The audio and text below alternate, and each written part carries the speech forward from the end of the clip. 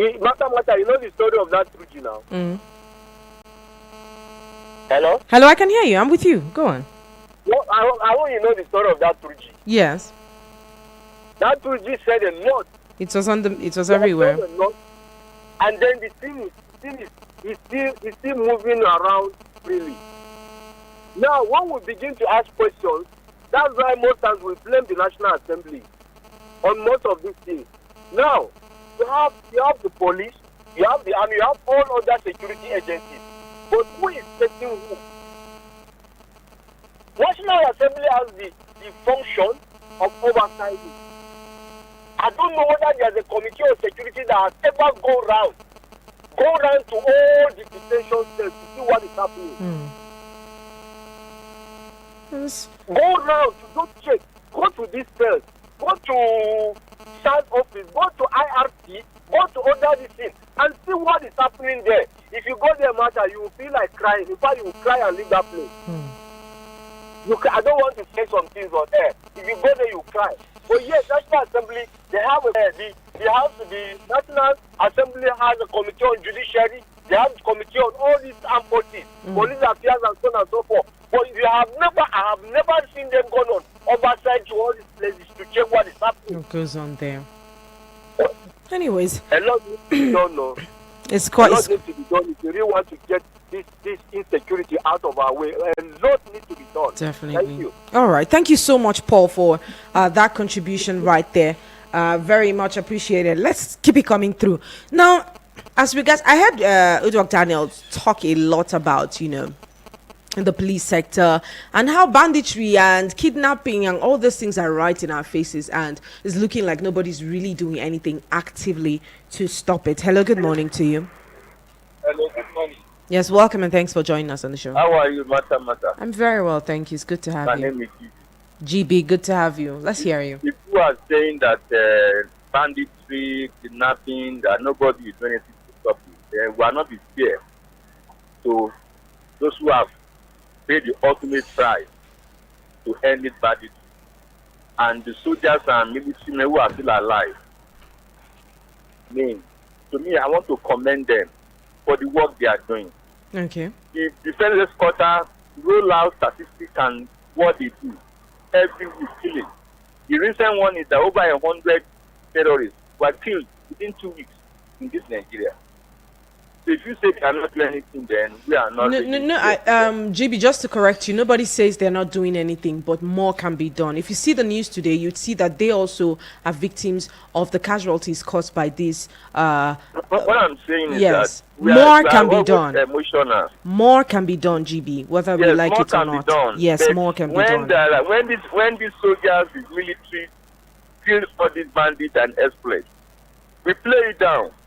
But anywhere there is an attempt or a succeeded in killing a soldier, something, say, look, this people are not doing anything, or maybe like what happened in Sokoto recently, when they say they killed the army, burned the army, they have prevented 100 of it, or they are going to counter 100 of it. Okay. I mean, even in a battle, once in a while, the enemy can strike unknowingly, maybe when they lay ambush, they are able to detect because of intelligence. But let's appreciate what our security agents, what they are doing. Let me now go to the issue of Obasanjo. Obasanjo's statement is of fact that let's look at the character. It's not about dividing Nigeria into states. You know, like now, some people went to the president that they want a new constitution. They call them patriots. Let me tell you, not about constitution that is that about us as Nigerians. Let me tell you today, if they bring Americans to come and rule Nigeria, you will not believe that this country has been existing before. The way they will transform it. But when you take Nigeria to America, nobody will say, is it the American like this? It's the people that make Nigeria. So we need to look at our character. It's not about let's divide the regional government, parliament, government, and the character matters.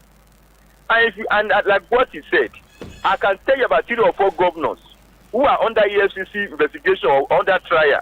Because I'm not saying that they are innocent or they are convicted. They win governorship in seats. And they are now they are now even doing the second term, like governor of Bauchi State.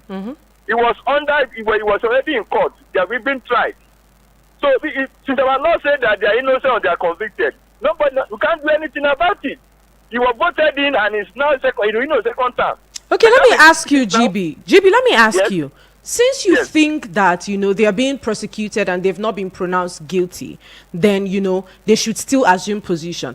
What about the Minister of Humanitarian Affairs that was suspended from her duty because there was an alleged fraud that has not been confirmed yet in that sector, but she has been suspended? Have you heard anything about her being restated in that ministry up till today? Well, the EFCC have not come out with their findings, and government cannot take any action on the EFCC. No, the government already took action by suspending her from that office. Yes, because yes, so that it will not, so that it will not influence investigation, because they don't check records. Okay, so no, come on, GB, you are contradicting yourself right now, because you're saying so that she will not influence investigation, but these people are still in office. They also can influence the investigation and the outcome of the ruling in court, but they are still actively involved in governance. Okay, I gave the social voice, governor of okay, he committed the offense while he was minister of FCT, okay, and it was being tried. okay. It's not about she committed the offense while he's a governor. It was being tried. The constitution said that I said no, you can't deny him of that ticket. Let him be proved guilty. So what I'm saying is that I will not say so. It is the chief of the state that voted him in. That's the governor. All right. But the governor said, look, okay, even though you are an investigator, tell me in there. So you can't deny them of that. Then like the minister of humanitarian you're talking about, the government removed her so as to make you have to be able to answer to the call, and also have a feel that he will not tamper with records while he's still in the office. All right. On the FCC investigation, Thank you.